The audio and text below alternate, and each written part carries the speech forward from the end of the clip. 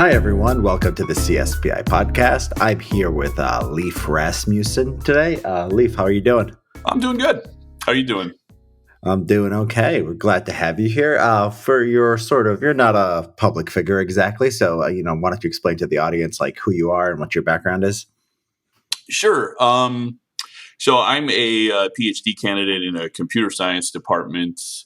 I have a pretty varied background. I dropped out of high school.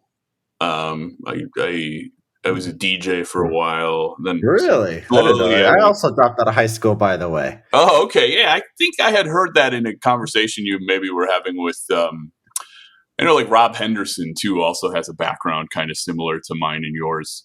So I think I remember the two of you talking about that. But yeah, I'm a bit older for the average PhD candidate. So yeah, I dropped out of high school back in the '90s, and then I spent a while going to rave parties and trying to be a musician, and working in retail and IT and things like that. And then eventually, I went back to community college when I was in kind of my mid 20s. And with computer science, especially back during kind of the .com bubble, people would come and recruit outside of sophomore level computer science classes to try and get you to drop out and just come and work for them. So I had taken enough classes to be employable, so I really had no incentive to finish my undergrad quickly. So I think it took me something like 12 years to finally graduate with an undergrad degree. And I ended up doing minors in physics and math and stuff like that just because I was kind of having fun with it and playing around. And then when I finally did, I got into tutoring a little bit, and I found that to be more satisfying than, developing features for software that never get released, or just software development can be a little isolating. You're kind of to use a Marxist term, actually, kind of alienated from your own labor. So I found tutoring more satisfying. So then at that point, I decided, well, maybe I'll apply for some PhD programs.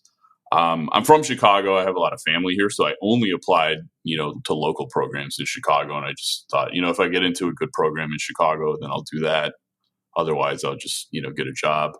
I'm about 3 years into a PhD program now.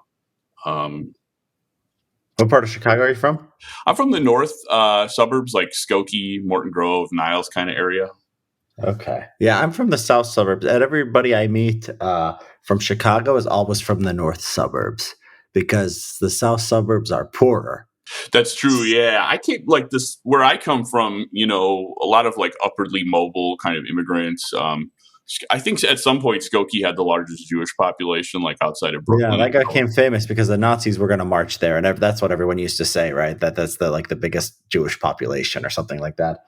Yeah, and ironically, in high school, when we learned about that, from Jewish teachers and stuff like that, we learned that it was heroic of the ACLU to defend the Nazis' right to march in Skokie. So, since I was in high school, there's been a total sea change on that kind of thing. Oh yeah, unquestionably. Yeah, this was the normie lib take, and during the Bush administration, it was any hint of bullying on free speech was treated just as a huge taboo. So yeah, I mean the last 5-10 years, I mean it's really really changed, and I guess this is what we're talking about in your new report. So I mean, you wrote for us there's a report called "Increasing Politicization and Homogeneity in Scientific Funding and Analysis of NSF Grants, 1990 to 2020. And it's gotten a lot of attention. So tell us, so there's two main findings, right? There is the politicization of NSF funding, and then there's a decrease in sort of the scope of the language used. So successful NSF grants, this is the abstracts we're talking about, are becoming more similar. Can you talk about the methodology? Let's just start with politicization. What did you find? Yeah, sure. I don't know if you want a little bit of a backstory. Sure. This went out, and one comment I saw already was someone saying, "Oh, this person probably doesn't know anything about what it's like to actually apply for an NSF grant or something like that." So I just want to counter by I was actually doing research to helped co-author an NSF grant application, and I started searching through the NSF's database of past grants to look for things that were kind of related to my work and see what has already been hit and stuff like that.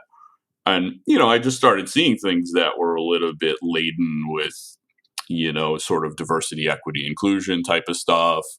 And, I just got curious. I'm like, I wonder how much this, those terms have kind of been turned up over the last few years.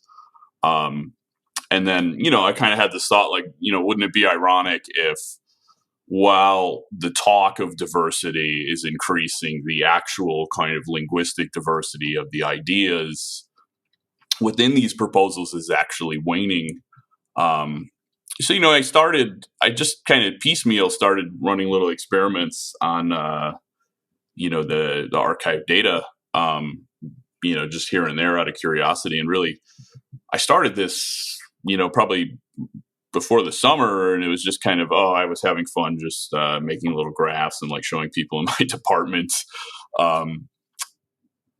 So, it came together slowly as a paper. It just started with my own curiosity and kind of wanting to either confirm or refute some of my priors about what was going on with this stuff.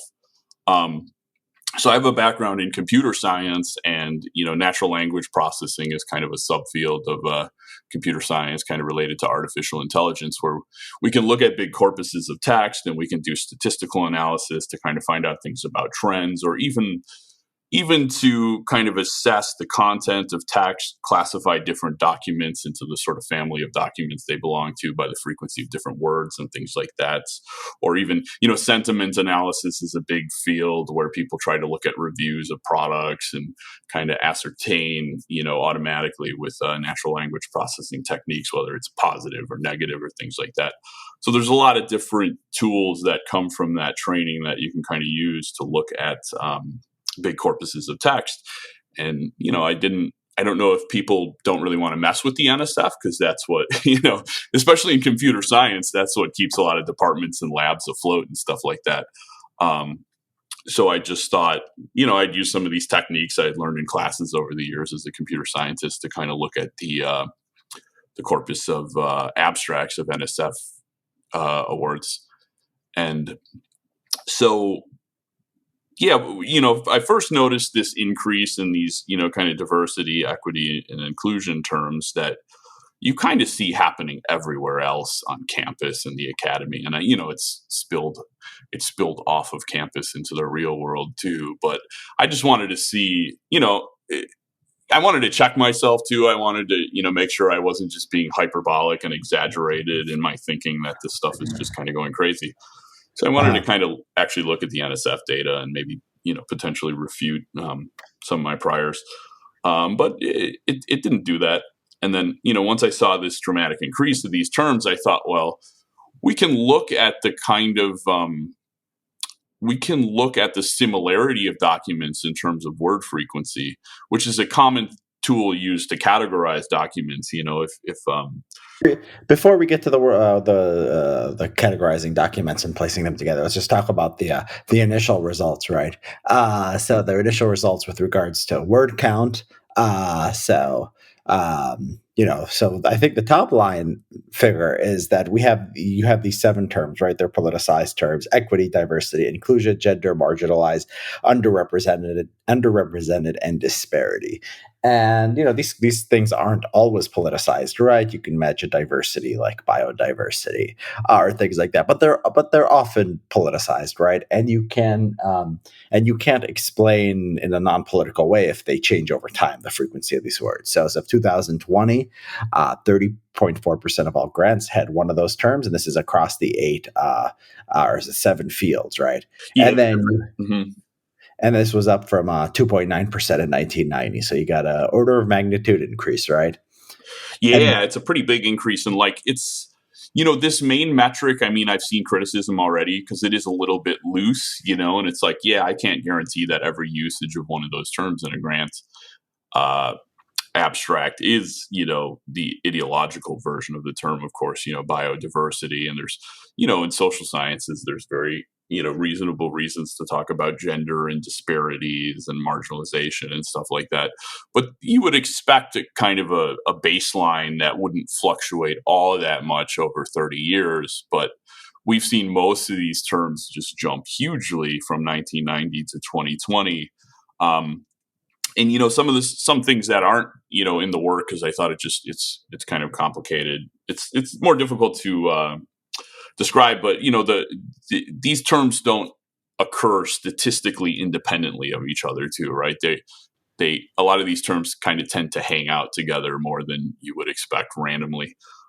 So they are probably more associated with a particular ideological worldview, and so looking at any one of them independently, just the fact that the usage of the term woman has increased or something like that it doesn't prove much. But if you look at all of them in context of how they tend to hang out together, then it does kind of, in my mind anyway, it does just definitely demonstrates a kind of increased politicization of NSF award abstracts. Yeah.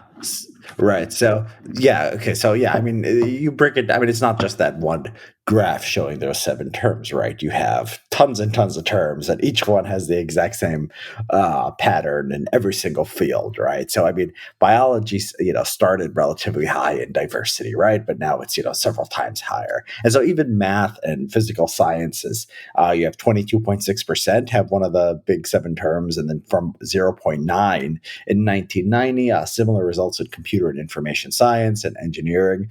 Did that surprise you, or did you expect that even in the hard sciences?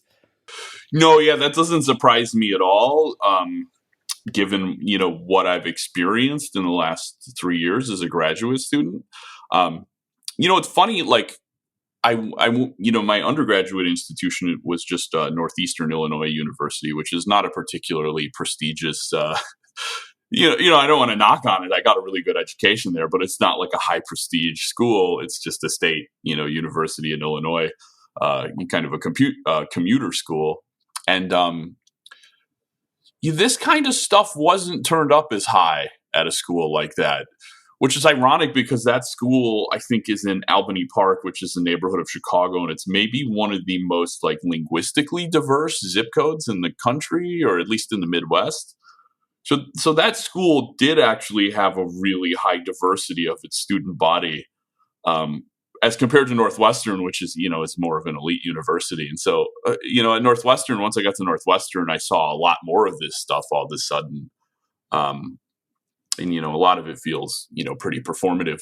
But when I found this, I wasn't surprised at all because all the emails that go out from the different university departments and stuff semi regularly pay lip service to all these ideas. So I would have been surprised not to see it, to be honest. Yeah, and one of the criticisms. I mean, we're recording this on the day it's released, November 16th.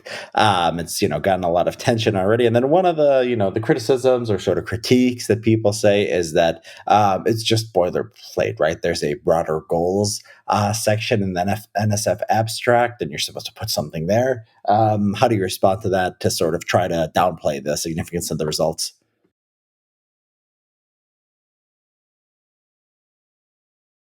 Yeah, I mean, I saw one comment that, kind of insinuated that the person who wrote this work has never actually done an NSF application. So I did apply for the NSF GRFP 2 years ago. And so I had to write my own broader impacts section for a grant application. But it doesn't require that you, pay lip service to DEI or any, diversity, equity, inclusion, or anything like that. I didn't do this analysis, but I wouldn't expect you would see lots of instances of terms like religious liberty or family values, in these broader impact sections in the grant application. So yeah, it wants you to talk about, the broader societal impacts of your work, but it doesn't, I don't think it requires you to use a lot of these, kind of fashionable terms. It's kind of tacitly expected. People kind of know, well, if you want to get, if you want a better chance at funding, you should kind of toe the line and kind of, check all these boxes and, talk about diversity and talk about how you're going to try to, reach out to underrepresented groups and get them more engaged with this kind of work and stuff like that. But I don't think it's not explicitly enforced from the top down anyway. Yeah, I mean it's right. I mean it's an odd defense of sort of the university. It's like, okay, at best, you're forcing people to pay lip service or show allegiance to some political ideas, right? And that's the defense of it. And then the idea would be this doesn't affect science at all, which maybe is true in certain cases.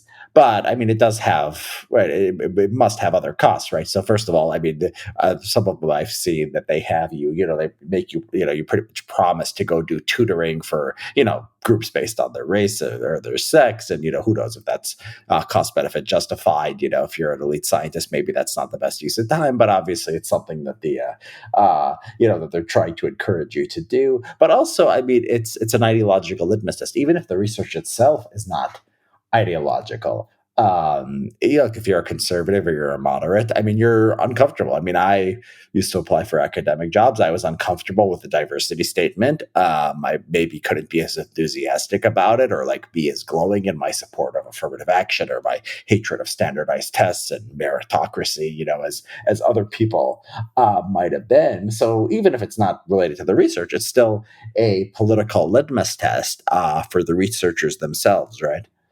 Yeah, exactly. And, political litmus test, but kind of a temperamental litmus test too, Yeah, that's a great point. when they talk about diversity and stuff, it's like, but what about diversity of temperament, right? Like, I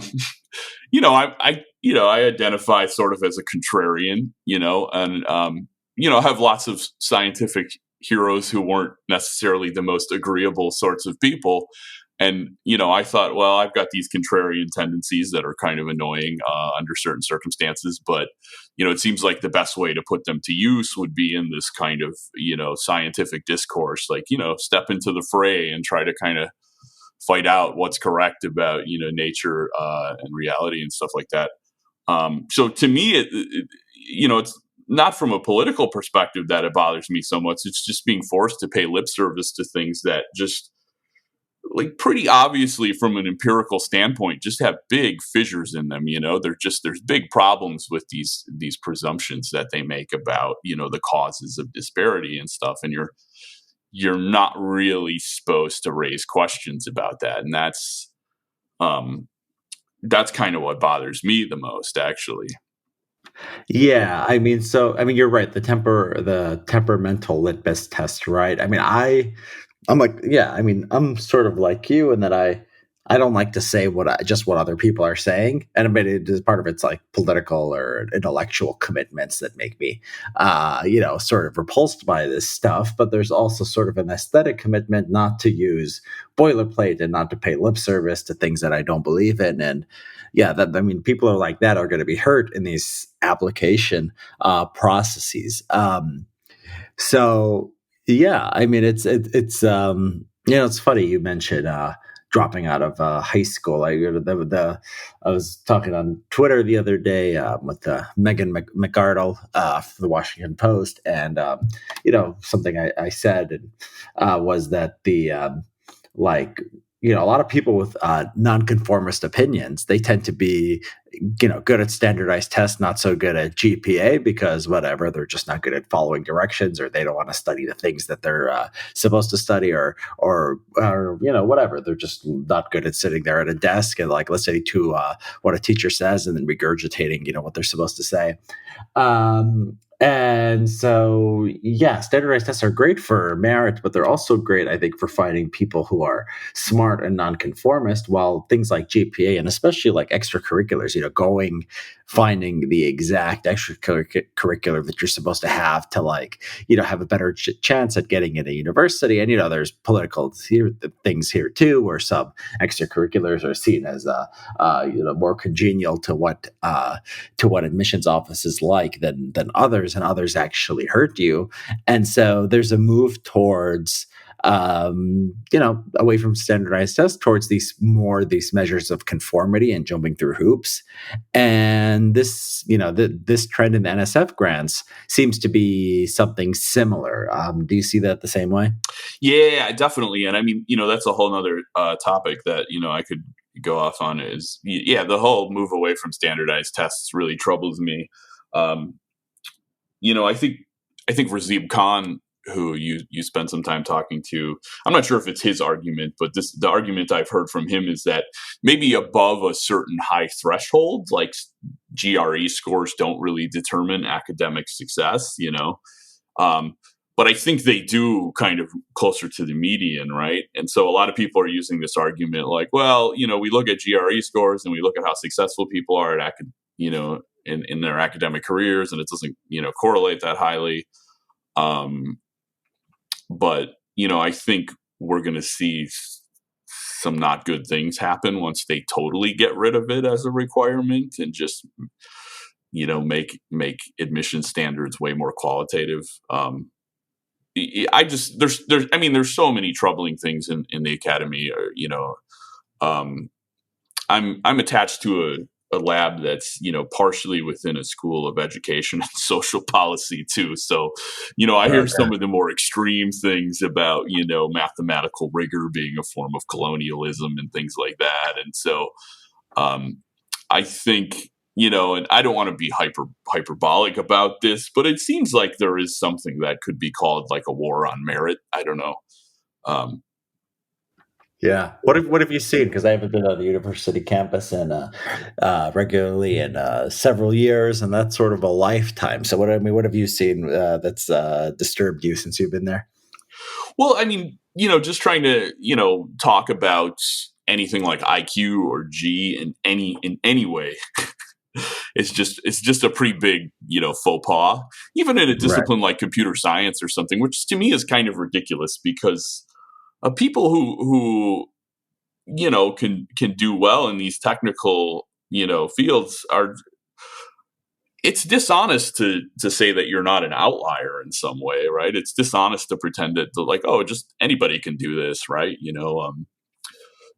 A really exceptional athlete to just tell people who don't have very well developed, bone structure or whatever, just like, oh, you could do this, anybody can do this. To me, it seems intellectually dishonest not to kind of acknowledge that, um, people who do have these positions in elite institutions have them because of some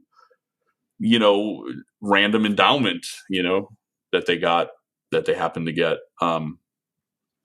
But it just seems like there's a total denial that that's the case, at least on the surface of the kind of common discourse you hear Uh-huh. in the academy. How many women are in the computer science program in Northwestern, approximately percentage wise? Northwestern in the PhD program, I mean, they do a pretty good job in terms of the courses I TA, which are probably mostly sophomores, some freshmen taking them, tend to be, I would say close to 30% women or something like that. But Uh-huh. it varies a lot by specialization too. Because there are some specializations in computer science that are like human computer interaction, and so more of it's about the design of interfaces and how people interact with computers, and it's not theoretical mathematics and rigorous proofs and things like that. And so those subdisciplines tend to have more women in them.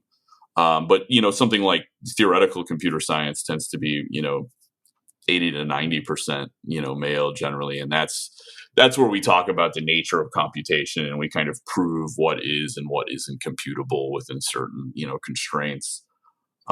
So they're definitely, I mean, it's definitely a thing that's Overall in the PhD program, though, how many of the students, the PhD students? You said the undergrads are about 30% female. What does that get to when you're at the PhD level? at the PhD level. I bet we're at about 20. I haven't pulled it up and looked at it.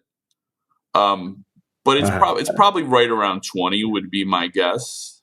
Yeah, Um, it's sort of it creates these very weird dynamics where it's like, okay, you said parts of computer science are like 80-90% male, and then you have these departments and they're like 90% male, right? And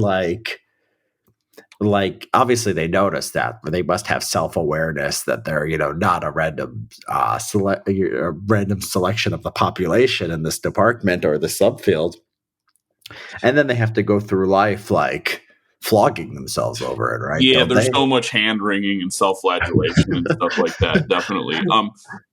I mean, when I was first starting as a PhD student, I was taking this introduction to PhD studies class, and there was a professor who I guess he didn't quite understand that you're not supposed to make these things explicit. So he just kind of proudly announced, like, oh, we really met the target for a number of new female PhD students, and we got this and that. And then kind of at the end, he was like, but unfortunately, we couldn't get any Inuit students. So like he kind of made the mistake of making explicit what's supposed to be kind of tacit, that they He just, said Inuits, really? huh? He said Inuits, or is that Yeah, just he a said like stand? unfortunately we couldn't get any Inuits or Pacific Northwest natives or something like that. Yeah, Uh-huh. we like we The- we managed to fulfill all the other kind of requirements in our recruitment kind of directive, but we couldn't do God, that what, one. God, what percentage of the population is Inuit? It's so stupid. It's They just probably have really tiny. it's yeah, it's really really tiny. You should not expect even by random chance to have, I think, any Inuits in your program. It's so stupid. And you meet people from these really obscure places too, but they're not in the right category. So it's like they're Yeah, not right. counted as URM students. So it's like, I don't know, I think there are only like 3 million like Mongolians on Earth or something like that, right? But, so to have two Mongolians in a PhD program is, that's a pretty good representation of a small group, right? But that just doesn't count because it's Yeah, not the right it's about three category. million in Mongolia, but there's That's true. more More in in China. So, diaspora and stuff. Yeah. but you have two Mongolians in your program? At least one, Okay, but in my so that's undergrad too. So I was just like, well, that's a national origin that you don't meet very often. yeah, that's funny. So yeah, it's these like arbitrary, right? And the females in your program, are they American? Because I remember looking at some engineering programs, and I remember there were some where it was majority male, and the females were like 100% foreigners. Even the males, I think, were a lot of foreigners too. But for females, it was like 100%. What percentage of the female PhD students you think are American, and what percentage are not? Yeah, overwhelmingly like not American born. Yeah, Um, overwhelmingly. yeah, when I went to the undergraduate I went to is a school that serves a lot of kind of North African and kind of Middle Eastern you know groups, and there were probably more women um, in the CS department in that school, but yeah, none of them were American born. Yeah. Okay. So just wondering about that stuff. So yeah, that's the politicization. And then can you talk about the document similarity? What exactly did you do, and what did you find there? Sure. Yeah. So the document similarity, like I was saying, like there are these techniques in natural language processing as like a set of tools or a subdiscipline of computer science. So oftentimes, if we get random news articles or something like that, and we want to tell, oh, is this a foreign policy article, or is it human interest, or is it a culture article or something like that? You can do a pretty good job at like categorizing those things just by counting the frequency of words that appear in the articles. And we can also kind of look at document difference. Like this is kind of a standard technique that you'd learn in like a natural language processing, like undergraduate course or something like that, where you count all the words in the document and you count the relative frequency of words in the document, and then you represent that kind of as a vector. Like you stack them all up, all the frequencies as like little bars, and then you look at the general category and you count the frequency of all words in all documents in the category, and you kind of see like does the distribution of words look more similar to this category or more similar to that category, and then you can kind of make a prediction about where what particular category this document belongs in. So what I did is I took, all the abstracts in a given year in a given directorate, and I counted the frequency of all the words in those documents. And I used some natural language processing tricks where you kind of throw out the most commonly used words in the English language that tend not to carry much, semantic meaning. The, a, prepositions, articles, things like that. So I threw all those out and I tried to, just count the words that kind of tended to carry meaning.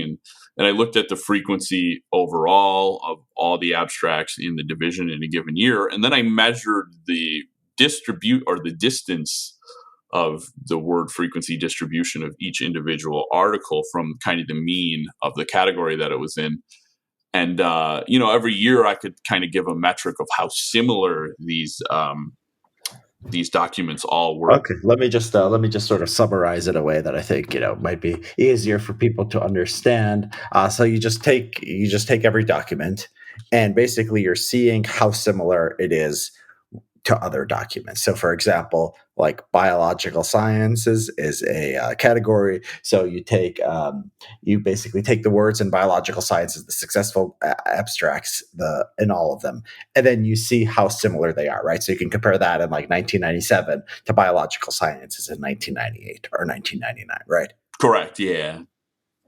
And then there's a slightly more complicated method which involves distance of words, right? Can you explain that one? Yeah. So this method is, I know you might hear a lot about these kind of language models coming out of OpenAI and DeepMind and stuff like that. They generate these really kind of flashy like headlines, and then they kind of underperform. But kind of one of the state of the art things in machine learning when it comes to language is you want to find these numerical embeddings or encodings of words that, like, I have a word, queen is a word, right? And if I take it apart numerically, like there may be one number that represents like rank or something like that, and then there might be one number that represents genderedness or something like that. So you want to find ways of representing words with these arrays of numbers that kind of contain information about what the word means. And so these big machine learning algorithms can be set to work on these huge corpuses of text scraped from the internet. Like just crawl the internet, grab all the text you see, throw it into this huge collection, and then these machine learning algorithms try to figure out embeddings for these words that kind of capture their semantic properties. So the idea is that words that have similar meanings should have very similar kind of numerical representations, right? Even if, synonyms and things like that. And words that kind of mean the same thing in a different context should be similar in some of their numerical positions and only different in the ones that matter, right? Like king and queen should be very similar numerical representations and only differ in the gender, dimension or something like that. So what I did is I took all the words in the abstracts, and then I kind of, broke them down. I used these encodings, and then I summed up all those numerical values, which is kind of like an aggregate of all the meaning in a particular abstract, right? And so I did that for particular individual abstracts, and I did that for all the text in all the abstracts of a directorate. So it's like king and queen, like their distance. So there's 300 vectors, right? And so I guess one of them is like gender, right, male or female, and one of them is like human, and they would be same on human. They should be identical in like almost everything except the gender. Gender. Yeah. And then so they would be very similar. They would be like, whatever. If one is most similar, they're like 0.95 or something, right? Yeah, so they would be pretty close together, yeah. Okay. And so instead of just looking at exact words, right, that is called what's the instead of looking at words, what's that one called? That's the just regular average word frequency, average cosine distance, and Yeah, I then mean, we have very creative terms in natural language processing. We just call that random bag of words technique. So it's kind of a naive way of doing it, but it's been pretty effective in a lot of tasks, and a lot of the validation of these techniques too is that they're used in industry. They end up being useful, so they must have some validity, right? If they end up being useful. yeah, Um, and so you can compare based on exact words, and you can compare based on semantic similarity, and then so yeah, what did you find there? so the when we compare the word frequencies, we definitely get kind of we get differences between directorates. We get some pretty pronounced differences between education and human resources directorate and kind of the rest of the directorates, which are more kind of uh, in hard sciences. Well, one thing that surprised me was that the social sciences actually are closer to the hard sciences in terms of frequency of or similarity of abstracts than they are to education and human resources. And So that's also in the politicization, right? Education is just an outlier in education how is an outlier in like almost every metric that I measured. The education yeah, and human resources directorate just yes, was just such an outlier, yeah, which did not surprise me one little bit at all. It was almost, I would have been surprised if that wasn't the case. Um, yeah. Yeah, I mean, people think about, talk about now talk about critical race theory. Look, I mean, there's a reason this stuff is happening in education. It is an ideological outlier. I mean, it is worse than every other field, which is at least somewhat connected to reality. You're right. Both in the politicization and document similarity, education is an outlier, and then the social sciences are more like the hard sciences. So, yeah, yeah, good which go on. to me was a little surprising, but I guess a lot of the social sciences that get NSF funding are more, economics. More More empirical, on. definitely. Yeah, if it was women's studies, I mean, education is sort of people pretend like it's a real science, but it's more like women's studies, where I think like everyone knows women's studies and like African American studies aren't real fields.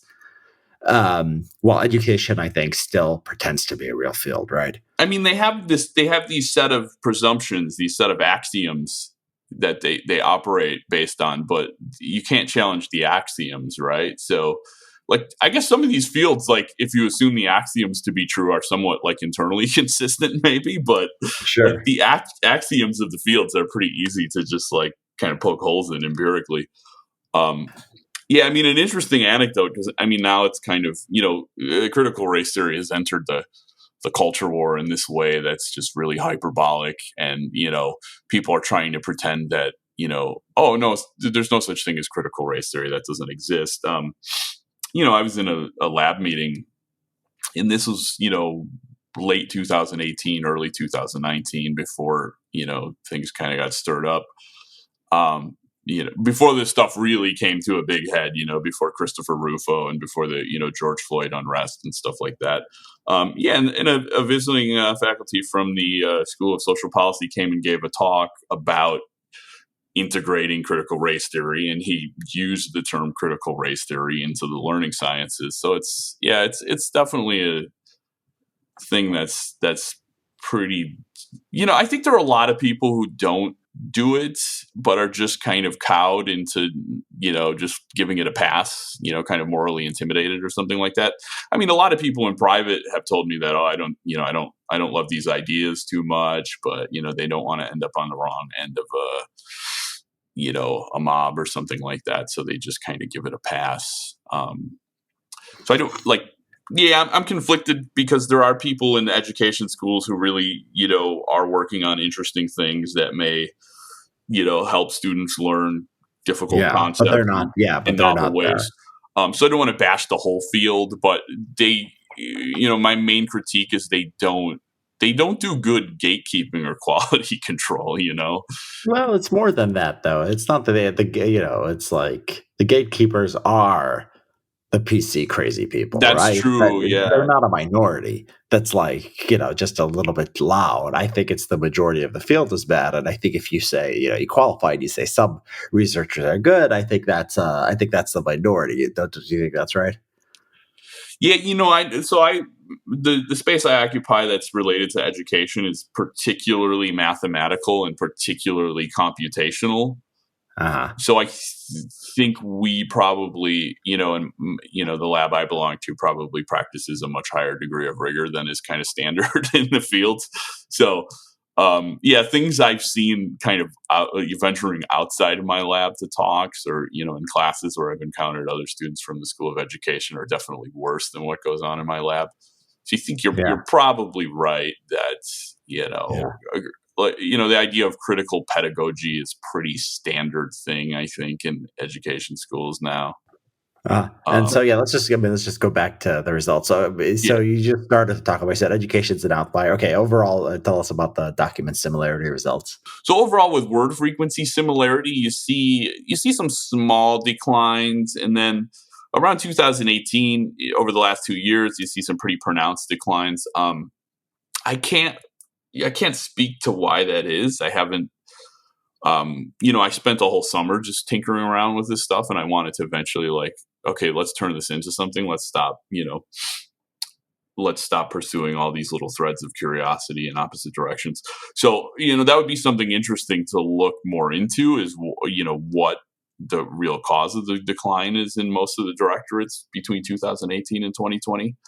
But, education has been consistently declining in terms of uniqueness of documents, in terms of their word frequency distributions. And, as the funding, I can't prove this, but as the amount of funding increases and the amount of awards themselves increase and stuff like that, you would expect the diversity of ideas in a particular directorate to actually be growing. That's my intuitive way of thinking about it. But the fact that they're stagnant and then they start to fall a little bit on average is it doesn't prove that science is stagnating, but if you're coming to it with a prior that science is stagnating, it definitely doesn't refute your prior.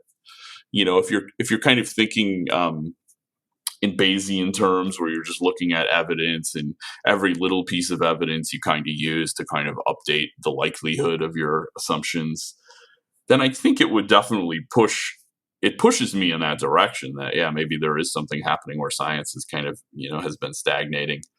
And so the other technique that I used with the word embeddings that actually look at the semantic content of words and then try to compare the similarity of individual abstracts to the overall kind of semantic content of the whole directorate to which they belong, that gave a little more pronounced of a result. That showed a more consistent decline overall. But that measure is really hard to explain concretely what it means, right? It's just kind of a number. Documents that were totally identical syntactically, would have a cosine distance of like 0 from each other, and documents that were maximally different from each other would have a cosine distance of 1. And so this decrease is not huge, but it's a decrease, right? Like the direction of the thing you would expect if.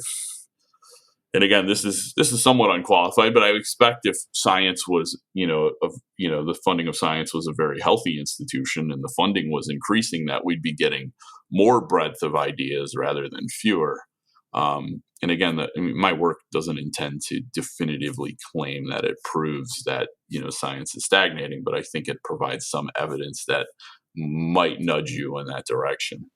Yeah. So I mean, yeah, it's hard. You're right. It's hard to interpret. So I mean, if you look at the average, the cosine distance of aggregate word embedding for all directorate, it goes from zero point 0.1 in 1990 to around 0.075 in 2020. So I mean, it seems like it lost a quarter of its sort of diversity, but I don't think that's the right way to interpret it, right? Is there an intuitive way to explain what is the going from that zero point 0.1 to 0.075 actually means?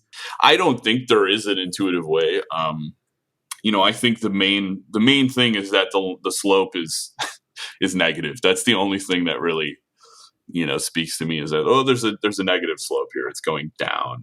how fast is it going down? I don't know.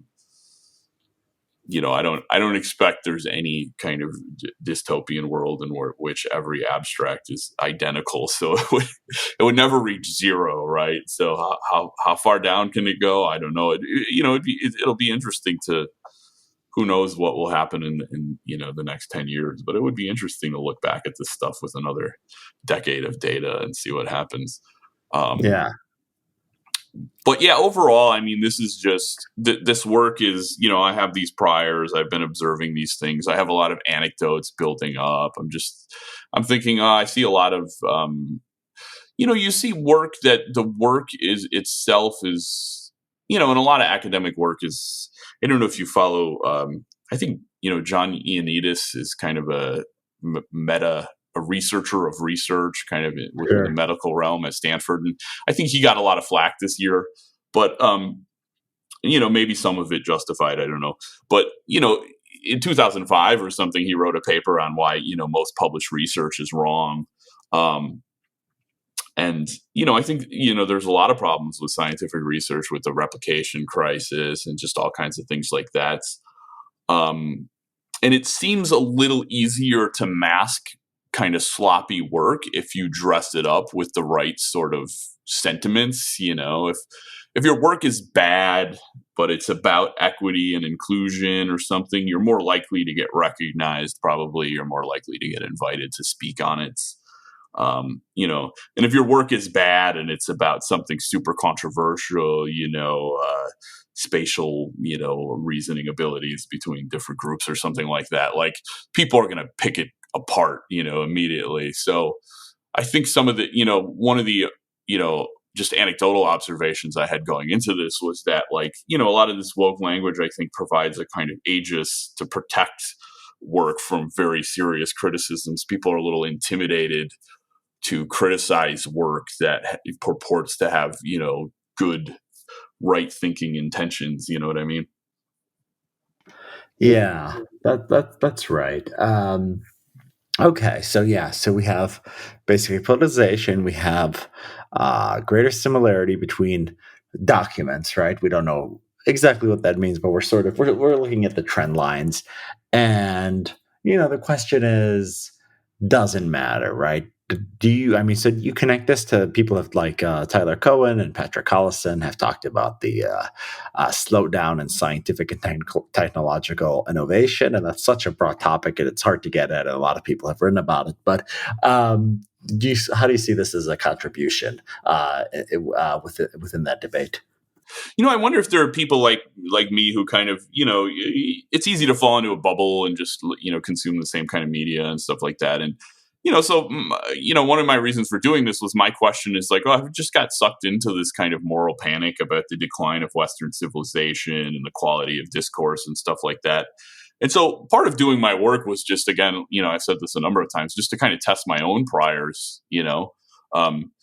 if I found surprisingly contradictory results, I would have kind of hung up some of my my grievances about what's going on in the academy, maybe. But I found things that tended to support my priors. I think again, someone who disagrees strongly with me about what's going on probably isn't going to be convinced by this work. I mean, it's not a definitive, rigorous proof, but yeah, I think there are some trends. I mean, I think scientific progress is important, in sustaining the kind of,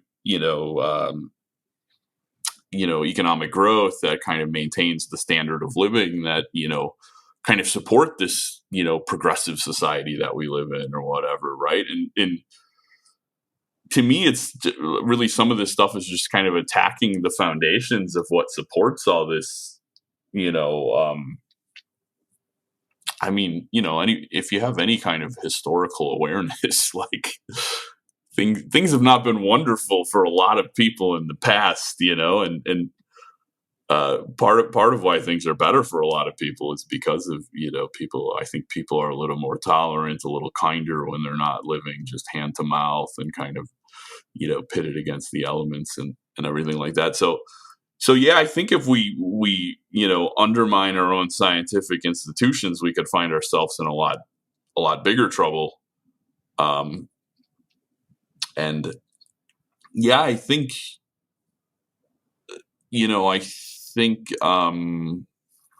it's just troubling to me to see some of these, assumptions and statements about, the cause of different disparities and stuff like that, just accepted by institutions so uncritically. That bothers me a lot. The NSF should, there should be a big open debate about what equity means. We should look at things empirically. We should talk about counterfactuals. We should, there should be a serious, kind of discourse about this, but it just doesn't seem like there is. It just seems like it's being kind of shoehorned in by this like kind of bureaucracy that have all, Yeah, you know what I mean? it's it's hard to get at politicization. So this is like you're just looking for certain magic words, right? Yeah, this is a really what I'm doing is sloppy, but it's like, I don't think it's sloppy. I think it's rigorous research, right? But its limitations. It's very very crude. So compared to like some of the fields I'm adjacent to, where you prove that there's no solutions that exist to Fermat's last theorem or something like that, like that's all very very airtight, So I'm not used to stepping into kind of social science research and stuff like that. So to me, it's a very different world, and you have to add a lot more caveats, and it's just, but no, I don't think the research I've done is bad research given the state of the art in terms of thinking about things like this. I've definitely seen weaker research on, right-wing networks on YouTube comments based on linguistic analysis and stuff like that too. So, yeah, this falls into the category of, you can quibble over things, but it's so the effect is, the underlying result is so large that nobody can really deny what's going on. We can debate like its significance and its importance and, the broader implications.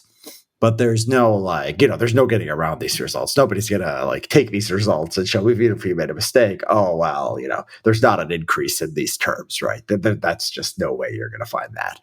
Yeah, I don't think anybody's gonna even bother like digging into the code and just being like, I dispute the underlying findings that these words are actually increasing in frequency. But people are going to try to, and maybe there's some validity to what they're trying to do, and just say that, well, of course, every society has some sort of ideological kind of disposition, and institutions are not apolitical ever. And I think people are going to try to defend that it's appropriate or it's just not that dangerous. And I fall somewhere in the middle of the spectrum, maybe, where I don't want to I think by overstating how bad this is too, then people can frame you as just people are framing parents reacting against critical race theory as like a moral panic or something like that, right? So I don't want to appear as if I'm like gripped by moral panic, like, but I'm worried. Moral panic is a term that like that's what you say when the other side you say it about the other side. Nobody ever says I'm in the midst of a moral panic. I think that the concern about racism and sexism and disparities, that itself I think is the moral panic, right? It just depends on your perspective. Yeah, absolutely. I've been guilty of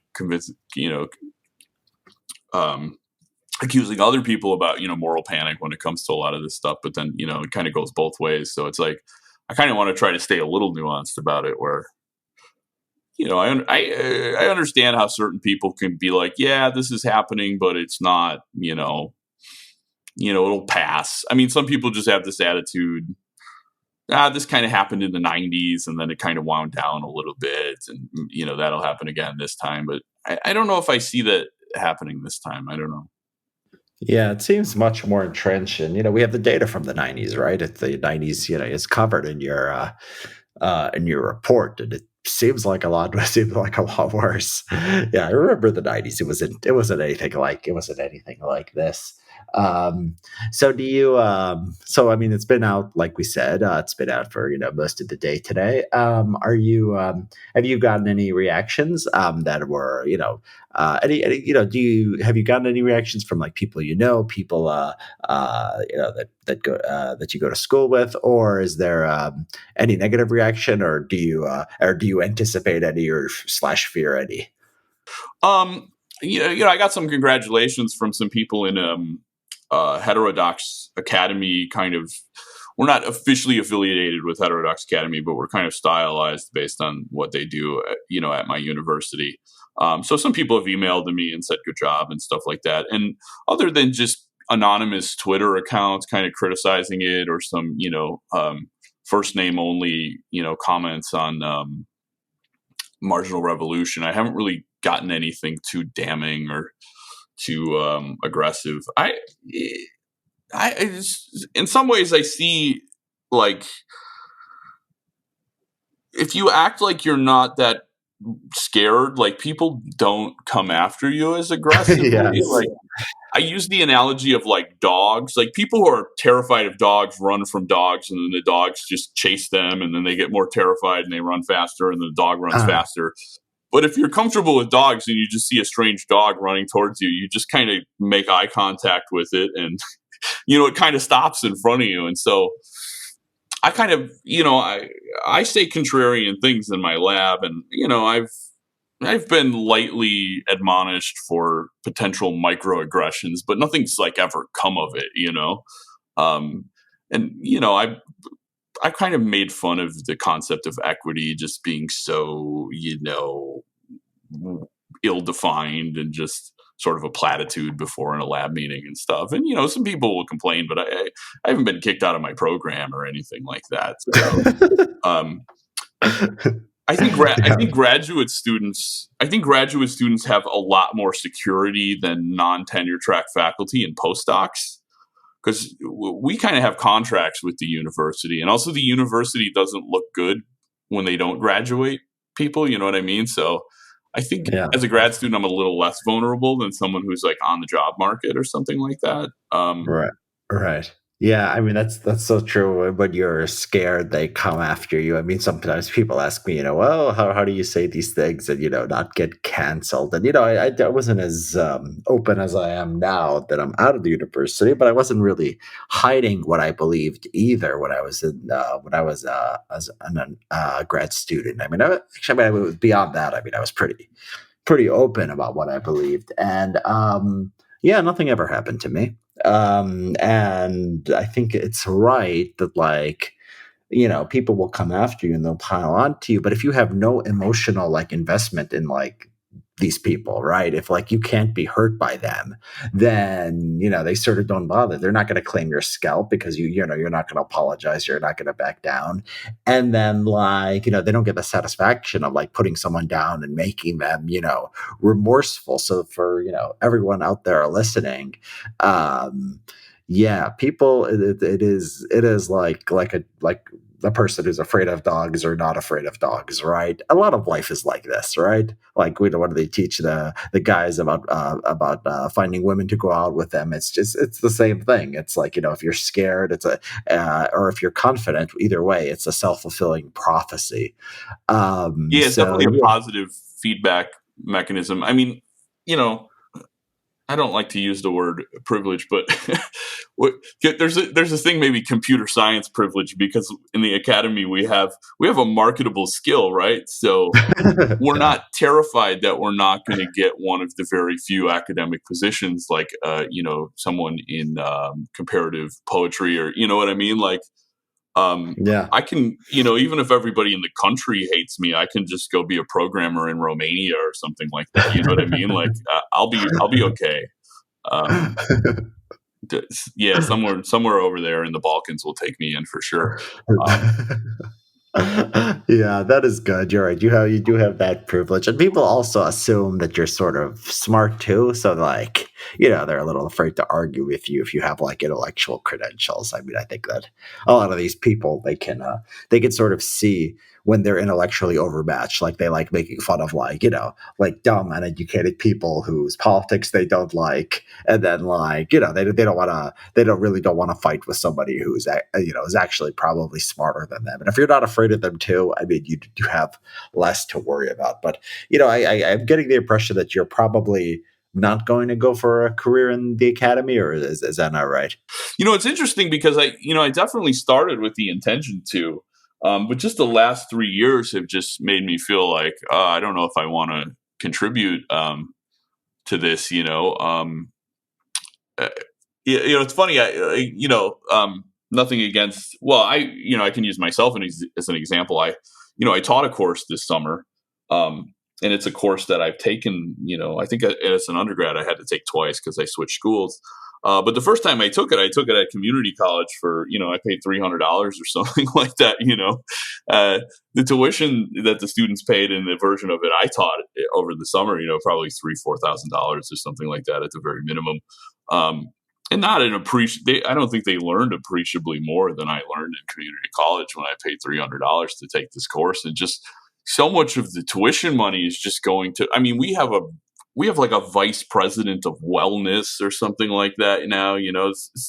There's just so much excess and nonsense that is supported by the universities that I just feel like I wouldn't even feel good about like bringing money into the institution. Yes. I mean, part of the thing that, kind of motivated me to do this too is when we were talking about writing, grant proposals, we have to factor in an additional 60% on top of whatever money we get to do whatever scientific research we're doing to just give to the university for administrative fees. And so a lot Wow. of this, one of the subtext here is Wait, so if you got $1 million grant from the NSF, so 600,000 would go to the well, university. no, if we needed $1 million, we would have to You'd write ask a for grant 600,000 proposal for more. 1.6. Like we would have to Uh-huh. add an extra 60%. Okay. But still, yeah, and who knows where that $600,000 it goes to all this. I mean, to be honest, a lot of these, the administration in the university is much worse than the academics in terms of just promoting these kind of monolithic ideological worldviews, right? I mean, the administration is, the faculty are, a lot of them are sort of politicized, but not, the administration is just monolithic for the most part. And Yeah. they're just And they you think can't, it's and their you job morally. to indoctrinate, undergrads and stuff like that, and just the Yeah. And you just morally, you don't want to be affiliated with such a. I felt the same way. I mean, when I was like thinking, when you think about education, it's just signaling, right? It's not even, it's about, yeah. I mean, there's money funneling into these institutions, and what are you doing for 4 years? People are jumping through hoops, right? And yeah. it's I mean, such an amazing. I'm a big fan of Brian Kaplan. Yeah. I think Brian Kaplan thinks education is 80% signaling.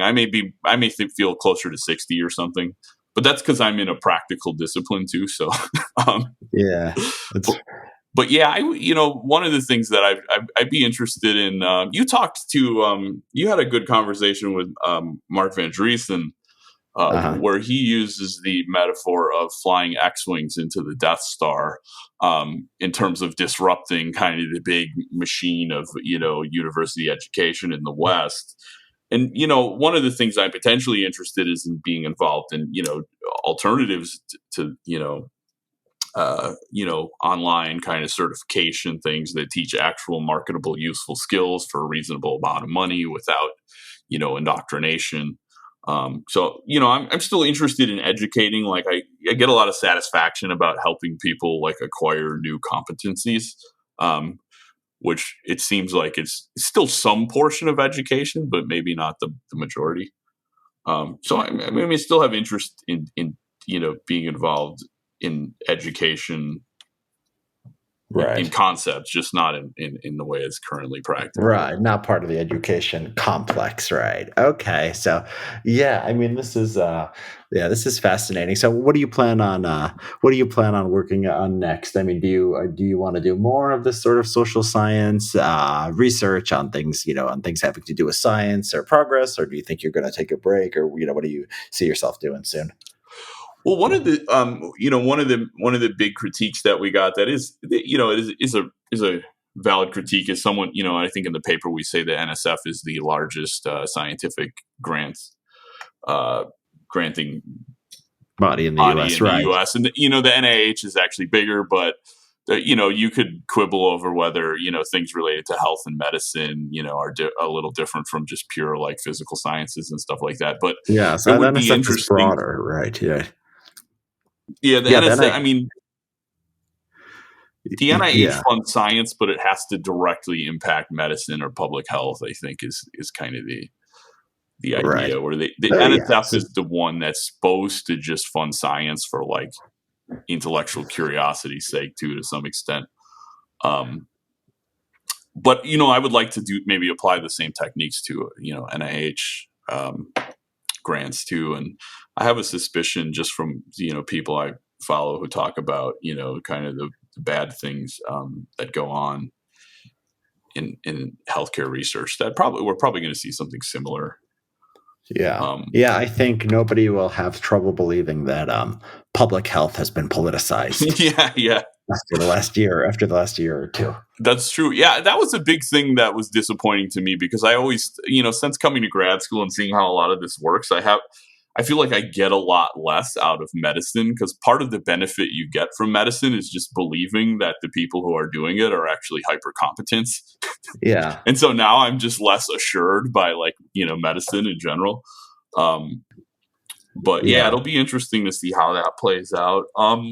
I've always been interested in computer science in a broader kind of context, how it applies to, social and cultural processes. And I even come from a school where we think of all those things as being fundamentally computation. Like, there are these fields on the borders of economics and social science, game theory, but there's a whole branch of computer science called computational game theory, and there's a branch of computer science called generative social science. So in my broader research, that's not so immediately applicable to the politics of the day. I am interested in studying using different forms of computational modeling to study how norms evolve in institutions. And one of my big interests is actually about signaling, about how these costly signaling sort of equilibriums emerge in different settings. Um, and how what policy prescriptions can prevent such things from emerging, right? Because I think there's just in some professions there's just an absurd degree of credentialism, and we're wasting so much human talent on just people jumping through hoops to get jobs that don't really require that much. You know, yeah, yeah, I should be able to just graduate high school and be pretty good at math and get a job yeah, teaching third graders how to do fractions or something like that, right? I shouldn't need a master's degree overloaded with tons of kind of niche educational psych philosophy and stuff like that to teach third graders to do fractions or just all kinds of things like that. I think we exist in these terrible equilibriums of hyper credentialism, and I'm kind of a big believer in this narrative of elite overproduction is kind of destabilizing um, a lot of our political systems and stuff like that. And so it'd be interesting to study from a computational perspective how we get into these regimes of elite overproduction and things like that. So yeah. All I fascinating. have a lot of ideas. Yeah. Yeah, I mean, this is. I think this is sort of a pessimistic conversation about universities and what's happening to science, but also I think an optimistic one in that there's a lot of work you can do outside the academy, and we have to start thinking about ways to sort of, if not reform, which I think is probably too hard and probably impossible, and they're too far gone, to think about disruptive technologies and think about doing good research. Outside of established channels, and that's what I formed CSPI to do. And I'm glad we were able to publish this report, and I look forward to seeing more of your work. Yeah, cool. I look forward to continuing to work with you.